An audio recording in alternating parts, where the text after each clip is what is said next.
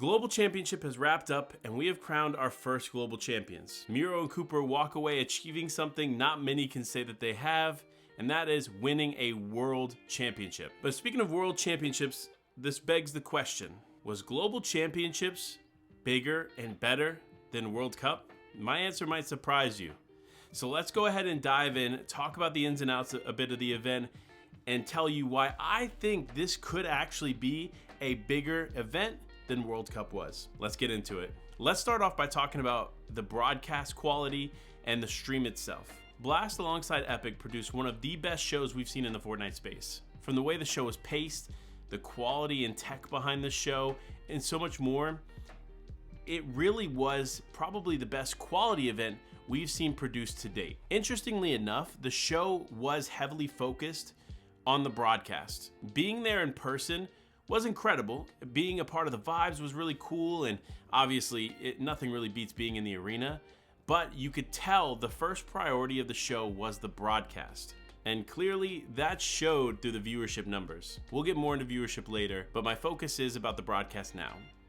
Because in reality, this was a strong broadcast, not only for the Fortnite space, but for esports as a whole. From the way they handled the walkouts, to the mid-game show, and realistically to all the little nuances and pieces of the show that made it that much higher quality, it really was probably the best produced show we've seen in the Fortnite space, World Cup included, ever. So for this category specifically, I'm gonna be honest with you, Global Championships clears the World Cup. So does that instantly make it better than the World Cup? No. So let's dive into the next topic, which is the social impact of the event. While the impact was huge for both the competitive scene and the competitive audience, realistically, this event didn't necessarily have the same impact as the World Cup. While this has been the biggest event we've had since COVID and since the World Cup, the social impact of World Cup is going to be a hard one to top. With World Cup breaking prizing records and coursing over what was 10 weeks of qualifiers into the big event, into the summer, it had a lot more buildup, in my opinion, than the Global Championship did.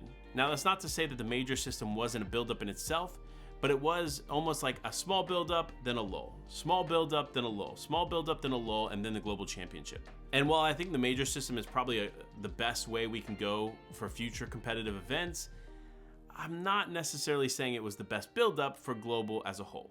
Which is why I think the social impact on the World Cup is always going to be probably the biggest social impact we have in the Fortnite competitive scene. So when it comes to this category, it easily goes to the World Cup. Now, next up, we got to talk about the viewership of the event, because this is a big piece of what makes an event great and what the public will use to categorize the event as a success. Now, viewership over the Invitational, Global Championships almost doubles all of the major markers. We saw a doubling of unique viewers come to this broadcast over the Invitational. This was a huge success, and this was the trajectory we needed to see moving forward for these FNCS events. Now, how does this compare to World Cup? Well, it doesn't. While these viewership numbers are great for the climate that we're in right now, the World Cup numbers exceed it in every facet. But I don't necessarily think that's super important to the topic of which event was better, solely because I think a lot of viewers have kind of left the esports scene here in 2023, and the numbers were great and they were exceptional, but they are more indicative of what we're going to see moving forward in esports until we hit another boom like we had in 2019. Now, as far as increases go for viewership across the board, we did see better average viewership. We did see, of course, that increase in unique viewership. And the interesting thing is we saw a better average on YouTube than we had seen in past broadcasts when it comes to that platform. Diversifying the platform is going to be super important to the growth of the competitive scene and the growth of this broadcast. However, there's one more piece that a lot of people aren't thinking about. That is Legends Landing, and the amount of people that were in that map was actually pretty impressive. Now that we have live viewership numbers of maps in the game, we have a bit of an insight as to how many people are actually jumping in and watching the broadcast from there. Now, obviously, not 100% of the people that are in the map are actually watching the broadcast, but they are hearing it. It is all around them, and if they're playing box fights, they might be able to see it out of the corner of their eye. So those numbers, I would say about 80 to 90% of them are actually in there to watch the actual event itself. And those numbers, by all accounts, were great. Obviously, we won't know exactly how many unique people jumped into the map to experience it, but we do know on average, there was like 50,000 people in there at times. I know day one, I jumped in on my phone just to see, and it was like 35K right in the beginning of day one. So I can only imagine what the numbers look like by the end of day 3. So the impact of Legends Landing is definitely huge for viewership, and it's one that is often overlooked, but we can't continue to ignore. So while the Twitch numbers and the YouTube numbers weren't necessarily as great as World Cup, they were a huge increase in improvement year over year to the Invitational, and a good sign of health in the Fortnite competitive scene. Now, the last piece I want to touch on was the spectator experience. Being in the arena, what it was like to experience the event Global Championship versus World Cup. Now, I went to World Cup as a fan, but I went to Global Championship more involved in the scene than ever. And while that could have some sway on how I feel about this portion of it, I still want to notate that before I go into my conversation. Now, with World Cup, when you entered into the arena area at Arthur Ashe Stadium, you had these little booths and events and all these little like mini games. And while they were cool, they seemed more of a distraction to the overall event. Eventually, I think Epic or the stadium personnel decided to cut access to those outside little booths and whatnot to kind of push people inside the arena itself. But otherwise, it felt a little all over the place. Now, of course, you wouldn't necessarily be able to tell just solely from the broadcast of the World Cup, but the stadium really wasn't that packed. There were a lot of people there, but again, getting people to funnel into the stadium to watch the actual events, whether it was creative, duos, or solos, was not super easy. The other thing that surprised me about World Cup is while everybody was there, they were sitting in their seats, there was a musical event, all this stuff, everybody was pretty calm. There wasn't like these grand gestures or excitement around teams that are doing big things. There were a few moments that people kind of, oh yeah, like great, that was awesome. But there wasn't these like grand exciting moments that the crowd just overly cheered for when it came to World Cup. And that's one of the things that I think Global Championship as a spectator had way over World Cup. While the crowd was sometimes still and